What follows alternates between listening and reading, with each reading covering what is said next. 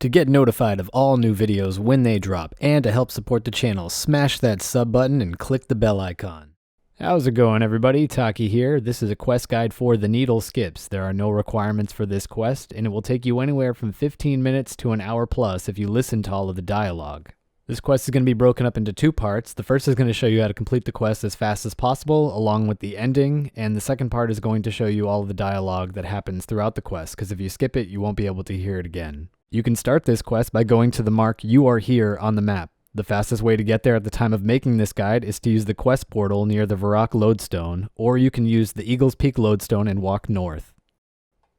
When you get here, walk to the top of the mountain, click on the needle, and then accept the dialogue to start the quest. This quest rewards one small XP lamp, a medium lamp for unlocking all of the chapters, and a large lamp for unlocking all of the words.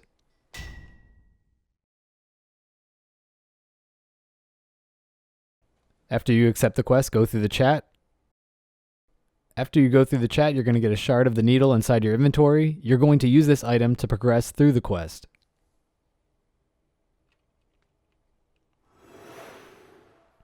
Once you finish the chat, you're going to go through a little quick cutscene.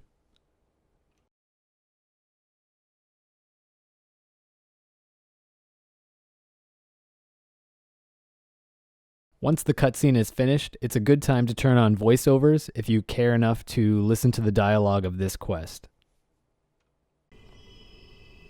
After the cutscene is over, investigate the body on the floor.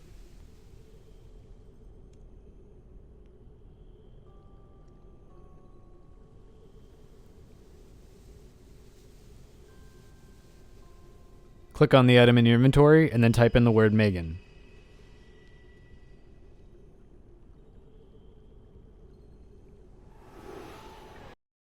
This is the exact process that you'll use to progress through the rest of the quest. On screen now, you will find a list of all of the keywords in Chapter 1. Feel free to pause the screen as you need to enter in the terms inside your search bar. This is the fastest way to complete the quest, and it also will unlock the additional XP rewards at the end of the quest.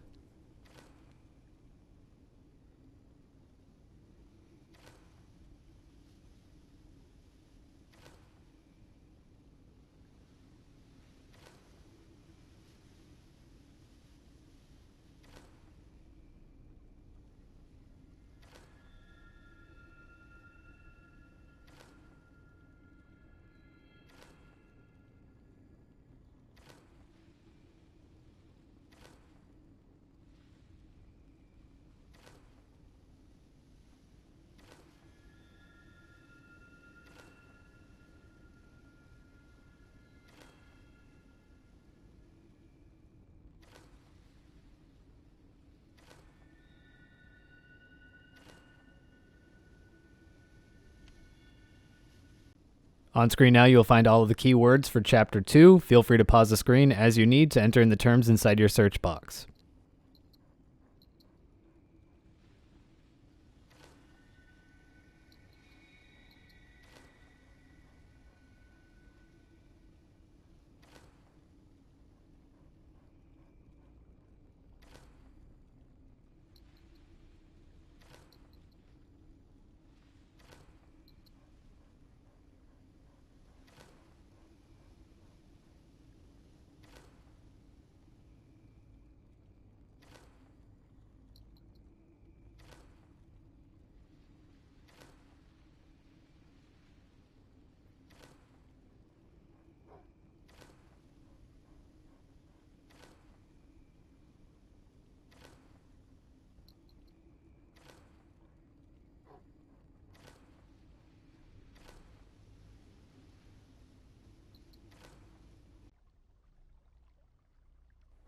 And finally, the search terms for Chapter 3. Feel free to pause the screen as you need to enter in the terms inside your search box.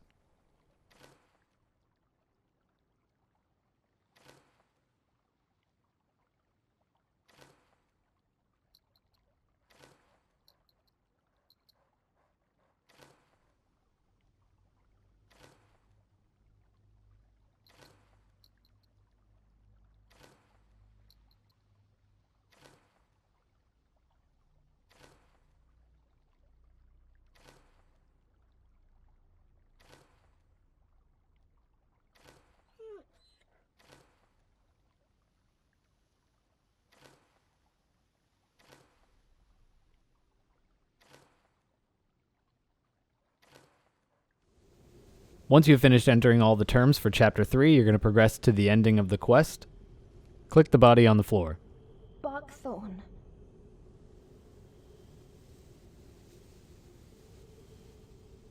Go down the mountain and click on the bush on the bottom next to the water.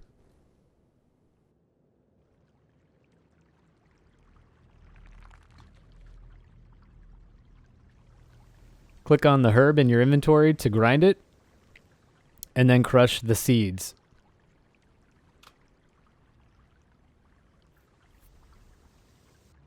Go inside the house and progress to the kitchen. You're going to use the vial on the stove to heat it up.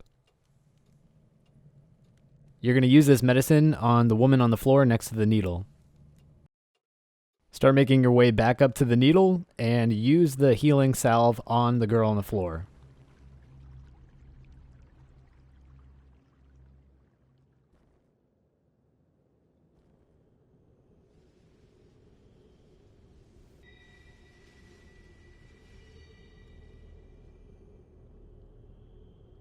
Give me some time to get my wind back. Wake Primrose. The buckthorn leaf will do that for you.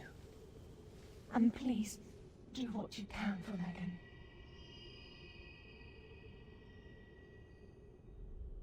After this, make your way back down the hill, go inside the house, climb up the stairs, and use the smelling salts on Primrose to wake her up.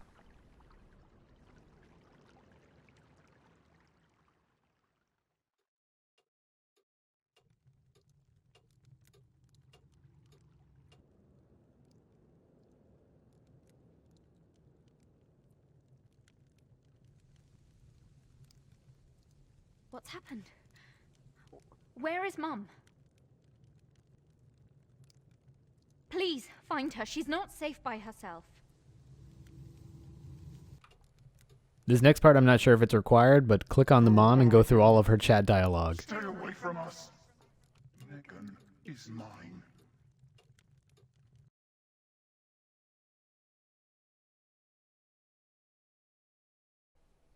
After you finish going through all of the dialogue options, click on the bookcase in the top corner of the room, and then you'll get a book.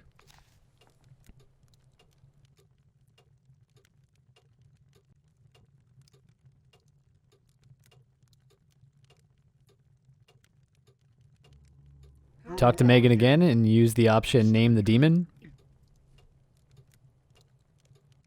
And then select option 4. Is she gone? She's gone. That thing.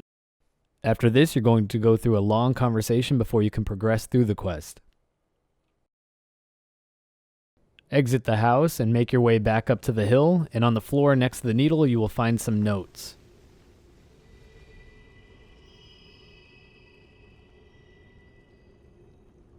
From this point, make your way back down to the house and talk to Megan.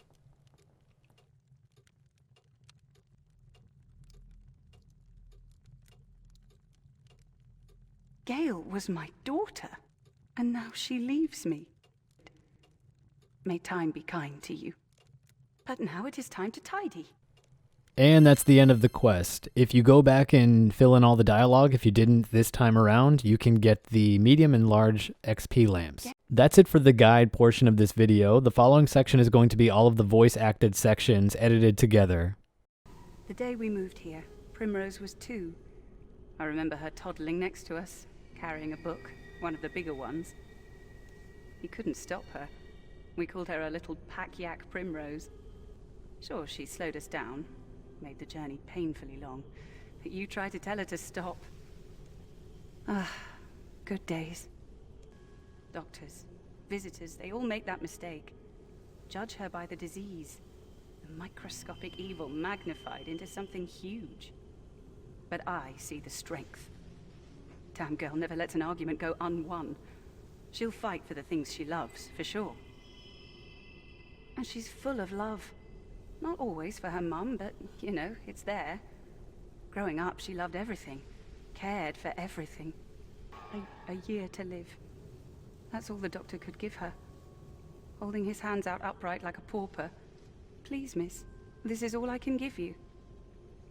Primrose just half smiled when the doctor told her. I was so angry at her for brushing it all aside. I needed her to cry, break down, something. Just react, damn it. Each month I watched helplessly as she got thinner. Her skin became translucent. But you know Primrose. It just meant that her character shone through brighter.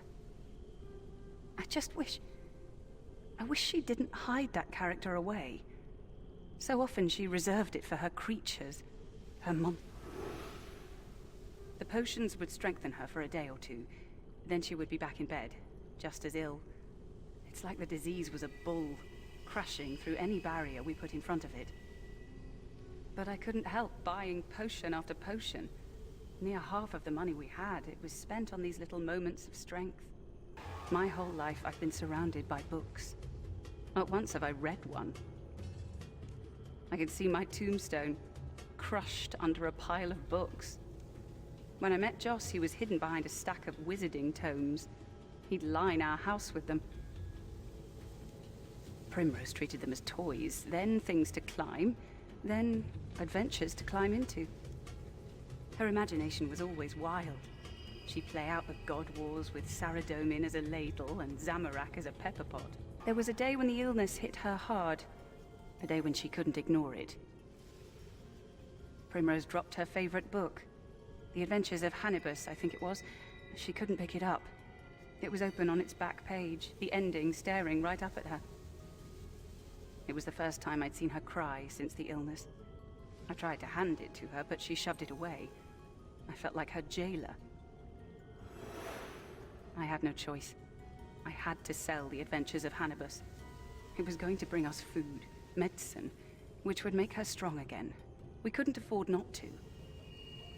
I was going to ask permission from Primrose, but she wouldn't have understood. I took it from her as she slept. She had her arms around it, like she knew the plan.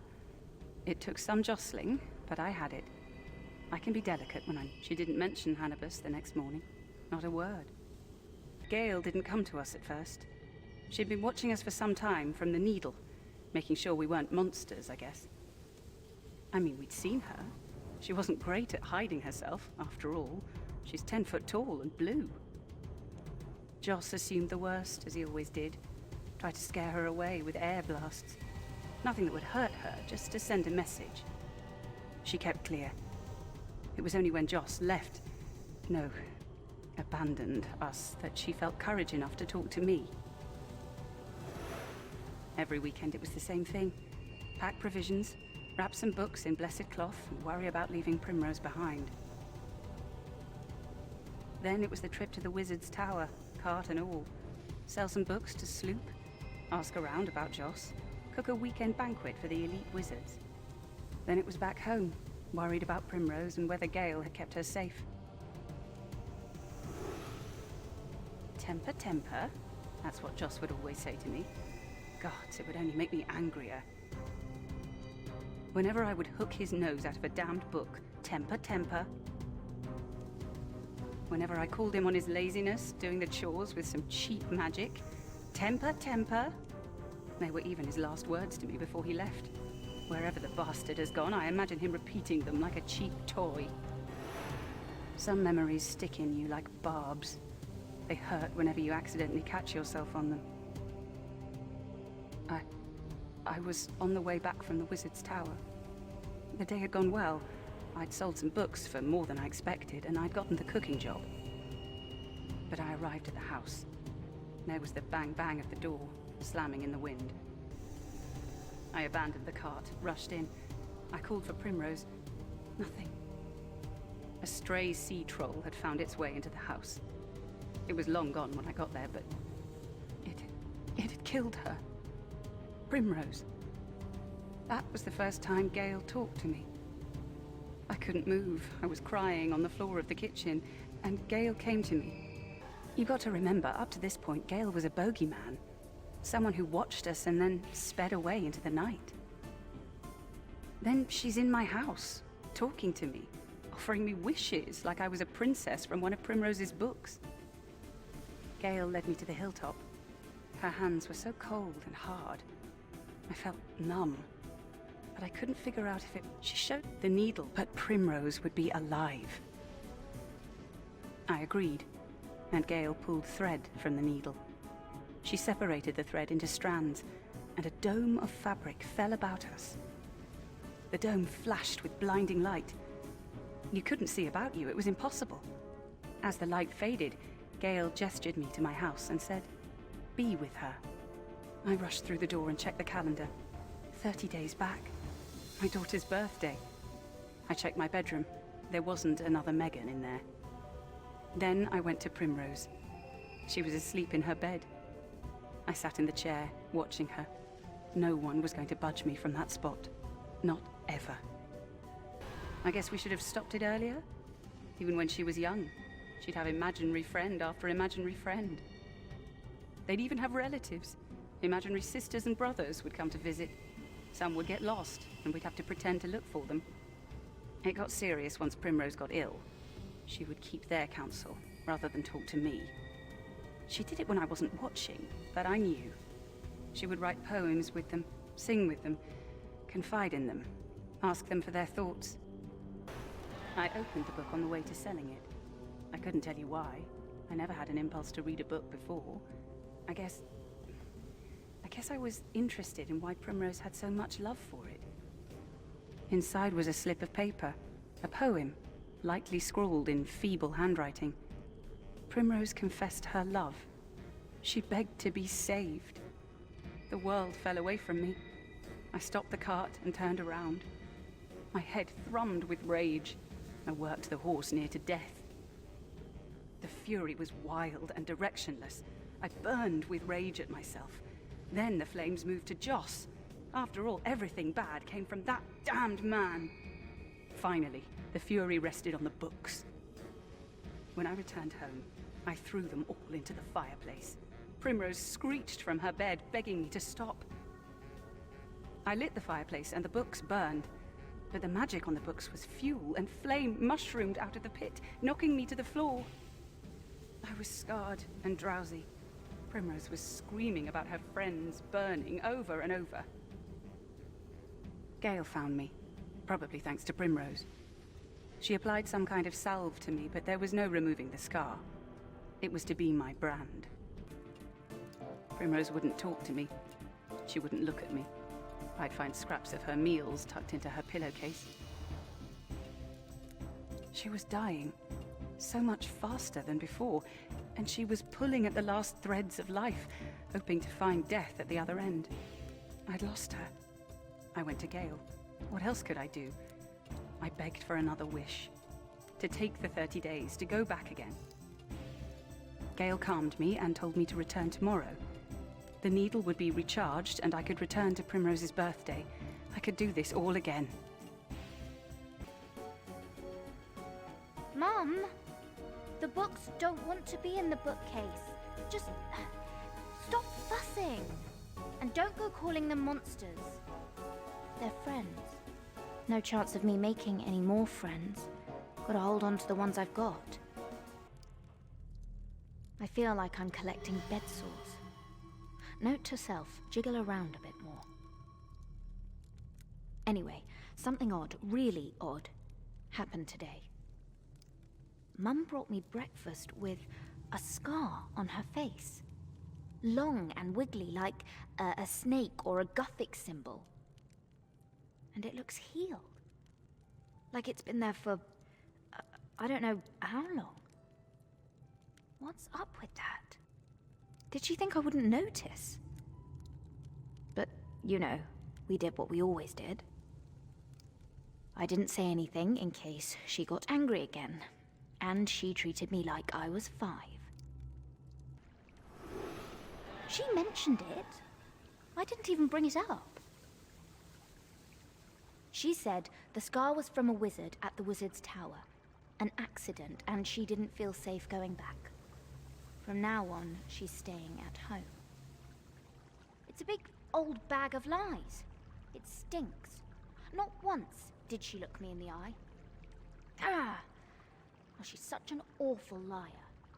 It crossed my mind that the scar was just an excuse to stop going to the tower. Did she know about Sloop?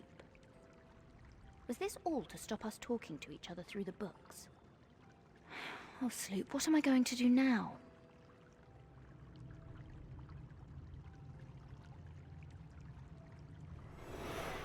Sloop was the one who brought the news to us. Dad had run away from the Wizard's Tower. Something about plagiarism. He was due to go on trial that week, but he'd run from it. Dad was always a reader. Never one to come up with ideas himself. I guess he just stole ideas from one of his old tomes. So, he left us to fend for ourselves. Left me with Mum. Just as I became ill. The worst part was Sloop. Without Dad, there was no reason for Sloop to be at the house anymore. Why would Dad's apprentice visit when Dad wasn't there? Mum wouldn't let him in. My love. My Sloop. So, he got work at the Wizard's Tower and passed notes in the books that Mum sold to him. But even that's gone now. I know that Sloop won't give up on me. I know he will come for me. Hannibus was the first of my friends to appear from the books. Scared the animal right out of me. One minute I was reading, the next there was a lizard man leaning over to get a better look at the book. I screamed, of course. Mum came in and told me it was a fever, that I was seeing things. Even I couldn't make up a 5-foot lizard reading books about himself. I wished Megan could see them. Barbar, Thok, Jilly, Hannibus. Perhaps they would have made her happy, just as much as they made me. We're your friends, Queen Primrose. Your army. Thok is your shield, and I am your lance. Jilly is your jester, and Barbar your advisor. Should you need us, we're yours to command. I've never really had a problem with being bored. I read, I write, and there's always my friends. My friends were a gift from my dad. A little apology before the utter scumbag ran away. When I read a book, the character pops into existence, but no one else can see them. Some of them I don't care much for.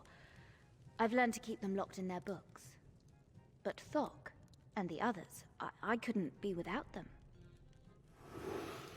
Thok was one of my favorites. He knew it, of course, and would wander around the house beating his chest, calling himself Primrose's champion. He was going to protect me from everything, and everything was a potential threat. A twitch in a curtain was a ghost. A slammed door was a demon. I tried to tell him that demons had better things to do than playing with doors, but he'd look at me slyly and say, "That's what they want us to think." I was so much happier having him around, and not just because of the threat of door demons.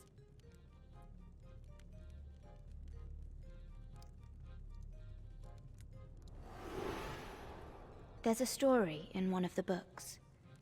It was the only one Mum liked to read to me. It's about a giant, Dubbo, who keeps a flock of sheep. He loves those sheep, force feeds them hay, throws them from hand to hand to make sure they wake up, taps them on the head with his club to make sure they go to sleep. Each day, one runs away. He can't understand why. He treats them so well. So, he eats that runaway sheep. In one go, pop! To send a message to the others. But they keep running away. And he keeps eating them. Pop, pop, pop. Eventually, that sheep, Barbar, puts up with the feeding, the throwing, the taps on the head, does nothing. And Dubbo sits down in front of that sheep. "What's wrong with you, little runt?" the giant asks. But Barbar won't answer, and won't run away. "Why won't you run away?" said Dubbo. He didn't know it, but he wanted the sheep to run away. So he goes out, gets into a fight with another giant, and gets eaten himself. It's an odd story. Still, I like having Baba around the house as one of my friends. She visits and we chat. She's a real gossip, you know. Baba came hopping into my room. Always made me laugh. She doesn't walk, more bounces. But I could see from her expression that something wasn't right. She lost her footing and tumbled into my sideboard, knocking over a medicine bottle. She told me that Jilly had found something, and that I should come right away. Jilly Willikers had a series of books, but I only ever kept one. It was Jilly Willikers and the Time Key, the first one. I liked Jilly. He never treated my illness seriously. He'd walk around with wobbly arms and legs pretending to be me. I needed that. But Jilly had become serious. It was only after pushing him that I found out why. He knew something, and my other friends had to push him to tell me. He said that he had found a diary, my mum's diary, in her cloak and had opened it, hoping to find a new friend for me to play with. Thing, for more than a few minutes, is the ultimate pain in the backside. My lungs burn. My knees go to jelly. I just fall over and want to go to sleep. Mum used to get medicines. It took all of our money to do it, but I wasn't going to convince her to stop. Megan's the only one who changes Megan's mind. The medicines would let me leave the bed, for a few days at least, and it would bring a smile to my mum, which was, you know, something. Then I'd be back to bed like a brick fell on me. I had the idea of stealing some of the medicine for myself, you know, when Mum wasn't there, but she rationed it so carefully. And we can't afford it now anyway. Not now Mum's given up the job at the Wizard's Tower. Huh. I wonder if I could make a simple strength potion. Just your average homemade strength potion. Would that work? Sipping the potion, I could follow her. It wouldn't keep me going for long, but I could tail her as long as she didn't go far. I felt genuinely excited. I was an adventurer. She's bad, Prim. A wolf in sheep's clothing. Jilly saw her. Tell her, Jilly. Jilly knows that Mum's pulling the wool over your eyes. Bah! Prim, don't make me say. It's not a fun thing, not something that'll make you laugh, Primmy. Your mum has a diary. I thought it would be fun to see if there was a friend in the diary, someone to cheer you up. But there wasn't a friend, Primmy. Not a friend at all. I took a dose of strength potion and, completely inelegantly, made my way to Mum's bedside table, just as Jilly had told me. I couldn't quite understand what I was reading.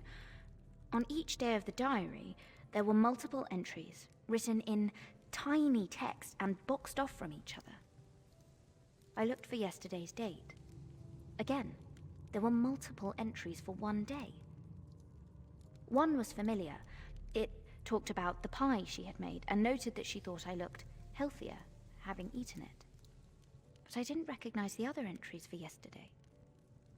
They were events I didn't recognize, an argument we never had, a visit to the Wizard's Tower, a burning of the pie. Then I looked at tomorrow's entry, the 30th. The book was completely blank after that date. And every entry on the 30th, of which there were many, was the same. The return. The return. The return. It was the 30th. The day of the return. Whatever in all Gillinor that was. I resolved to follow Mum on her nightly trip out of the house. Hannibus gave me his lance, Thok his shield. I knew they would both disappear as soon as I left the house, but I thanked them anyway. The door closed as my mum left. I pulled a dark cloak over my shoulders, took a swig for strength, and then stepped out into the darkness. Mum had a small firebrand, which made her easy to follow, but I had no such luxury. I was locked to darkness. Every sound I made, I feared she would turn around. But she only had eyes for the hilltop. We passed something like a grave, but I had no time to dilly-dally. Mum was many steps ahead of me. I could feel the strength in me already sapping. Mum reached the top, and I hid behind a berry bush on the edge of the clearing. A tall, blue woman called Gale was waiting for my mother. They talked, and I could only make out fragments. And then Gale danced, without music. She was so beautiful. It was breathtaking. I mean, she was scary too. She was about twice as big as me, even without me being hunched, and had 100 times the strength and 1,000,000 times the magic. I desperately wanted to meet her and get to know her. I felt it in my belly, right next to my sickness. The end is the beginning, Megan. I will give you another return, but you have to prepare yourself. The Anima, she won't let you do this forever. Events will conspire, and you will not be able to follow this path continuously. You may not see it in Primrose, but I see your daughter. She is doubt, and doubt blossoms faster than any disease. Time can do nothing to halt that. I returned to the house, flinging the cloak under my bed. My legs trembled with the night's effort. My friends asked where I had been, as if they didn't know. Thok, Hannibus, Baba, Jilly, they all talked as if nothing had happened. Then Mum walked in, her silhouette filling and darkening the room. My friends retreated to their books, as if Mum could see them. Mum leaned over me, kissed my cheek and whispered, "Happy birthday, little Primrose," before turning to leave. I reached below my bed for my cloak and searched in the pockets for the diary. I flicked to my birthday, and there it was. On the day before my birthday, there was only one entry. But on the day of my birthday, there were multiple. I read each entry on my birthday. There were several in tiny handwriting. She looks so much healthier. Every time I travel back, I forget how much healthier she looks. How can I give up seeing her this well? Traveling back? What have you done, Mum? Helping someone is the hardest thing in the world. Hurting someone pushes them away. Help someone, they'll need you again and again and again. They will need to return the favor, reimburse you, or they'll need your help forevermore. You can be sure that you're the new center of their world. I have never met someone who needs people more intensely than Megan. Both Primrose and I. Actually, saying no to someone in need, that's the hardest thing in the world. Ever since Megan burned the books, something had moved in her. It was like Megan shifted aside to be seen only occasionally. There was something in there with her. At first I thought she just abandoned her sense of self, given everything up for Primrose. But no, there was someone in there with her. A thing. It was time to say no. Perhaps it was time long ago. And I knew what it would mean for me, the cost for me. But this wouldn't be our ending, not for any of us. I knew that the moment I saw Primrose behind the buckthorn bush. It all clicked together. I knew what we all were in that moment. We were family. I was going to help my family by saying no. Primrose was there again, behind the buckthorn bush, as Megan begged for another return. Primrose had been there, without fail for the past 3 returns, every time the needle took all 3 of us back, and every time Primrose rushed to be in bed before her mother arrived. Megan never saw her, never thought that Primrose might have been following her. All Megan saw was a cruel fate, a daughter getting progressively ill within a time loop. But Primrose was on the verge of dying. It was time to say no to Megan and begin what must be begun. I never told Megan how much a returning hurt. It didn't just sap the energy of the needle, it sapped from me too. I would sleep, propped up next to the needle. It would give off a little heat as it recharged, and it felt like it was doing the same to me. I was born as I am now. I didn't have a mother, father, or childhood. I was me, nothing more. And I came too, next to the needle. I knew what the needle was, but I knew next to nothing about myself. It's a back-to-front way of learning about the world. I knew how to use the needle, what its limits were, how it used time, but I had no idea about people, the world, nothing. I'm learning fast, and leaving a trail of mistakes behind me, I'm sure of it. Joss, Primrose, and Megan weren't the first people I had encountered. There were the people of the colony to the east, but they were a fearful people, and hid behind their walls. There were the smaller people of the southeast. They were quick to their pikes, and pushed me back into a tree line. Men and women would occasionally stray close to me, but they were so caught up in their hunting and woodcutting that I didn't want to interrupt. But there was something different about the family. They seemed to have this happy energy, and I wondered what it would be like to share in that. I struggled with what family meant. Never having parents or siblings will do that to you. But I found myself pulled into Primrose and Megan's lives more and more, like a black hole. I've tried to move on and away, but they've needed me. I felt responsible. I've wanted to see them happy, and, if I'm honest, I felt happy that they needed me. I can only imagine that that is what family means. The buckthorn is a versatile bush. Its berries can be crushed and heated to make a salve, while its leaves can be used like a smelling salt, waking up the unconscious. And it makes for a great hiding spot, of course. Primrose proved that every returning, keeping well away from Megan. Is it ironic that Primrose fainted on it? I'm not sure I have a handle on irony yet. Helping someone is the hardest thing in the world. Hurting someone pushes them away. They will need to return the favor, reimburse you, or they'll need your help forevermore.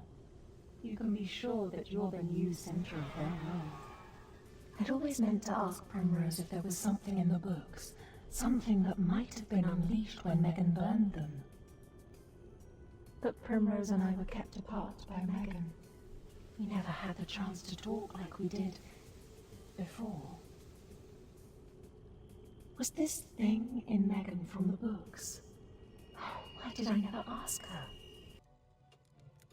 You owe me this, Gale. You can't say no now. You can't. We need to fix what's happened.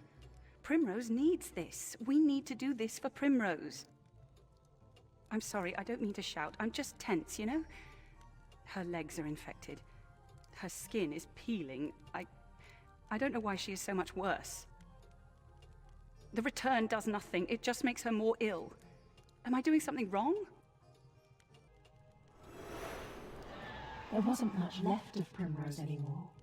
She found strength to make it up to the hilltop. She found it from somewhere, but she was rarely awake otherwise. Often, I would let myself into the house as both Megan and Primrose were asleep. Buckthornberry makes a rudimentary salve, and I would apply it to Primrose as she dreamed. It eased her pain, but there was no stopping her fate. I couldn't stay for long in the house, not only because I might get caught, but because I felt I was being watched. Someone, something, staring Megan never understood why Primrose was getting progressively ill after each returning. She would wind back in time, and everything would revert apart from the illness. At first she despaired, but that progressed to anger. It was a cruel fate that denied Primrose her health. Even time was fighting against her. Just one more returning, she would say. One more would make it right. But Primrose was following Megan every time. Primrose was committed to ending her mother's pain. Megan asked that I stay by the needle. She was to look after Primrose from now on. Somewhere along the line, she had lost her trust in me. Before returning, she would often burn Primrose's books. It was like a ritual, a habit she couldn't crawl out of. But Primrose wouldn't wake from it this time. She lay in bed and ignored it. If Megan was clearer of mind, she would have seen it for the clue that it was. Primrose was aware of everything she was doing. Primrose fainted loudly, crashing into the buckthorn. Megan had heard, and I couldn't stop her from running to her. Megan assumed the worst. She was panicking, shaking Primrose. She couldn't sense life as I could, and there was a thread of it still in Primrose. Megan was convinced that Primrose was dead, and I couldn't convince her otherwise. It is cruel to think it, but I believe that Megan wanted it to be true in some way. Deep down, she wanted to end this loop she had created for herself. That was when I saw the knife in her hand.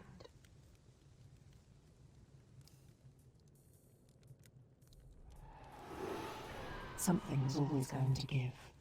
We couldn't loop forever, and at some point, we would reach an ending. And now we've reached it. But is it a closed loop, or the start of another story?